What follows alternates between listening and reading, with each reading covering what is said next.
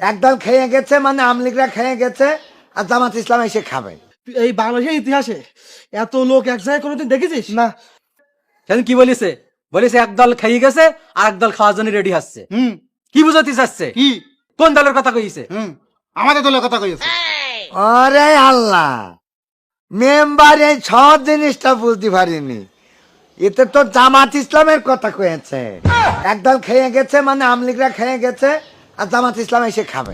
এই যে জামাত ইসলামের কথা কইছে। এই তো জামাত ইসলাম কি খায়? জামাতরা খায় না, তাহলে খায় কারা? এই আমাদের কথা কইছে। ওরে আল্লাহ রে, ওরে ভাইপা। এখন তাহলে তোমার আজারির বলা উচিত ছিল যে সমস্ত দুষ্ট লোকেরা খাওয়ার জন্য রেডি হয়ে আছে।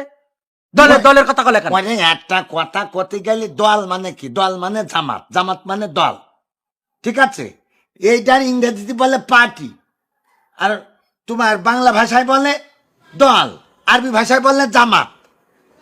না কয় না জামাতের নামাজ পড়ে আসি, তা আমলিখাও তো জামাতের নামাজ পড়ে, তা জামাত ইসলামের নামাজ পড়ে না তা তো না। তাহলে জিনিসটা বুঝতে হবে। এই দল বলতে ওই সন্ত্রাসী দল, চাঁদাবাজি দল,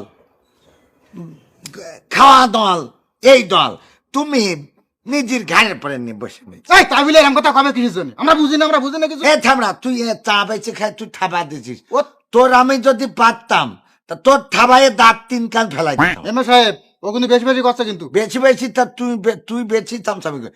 এতদিন তুমি কয় না ছিলে? 16 বছর তো তোমার দেখলাম যে তুমি মকসেদ মেম্বারের সাথে ঘুরে বেড়াচ্ছাও এই মার খায়। এখন আমার ধান এমএ সাহেব ও চুপ করতে কন, আমি বলে একদম ওর।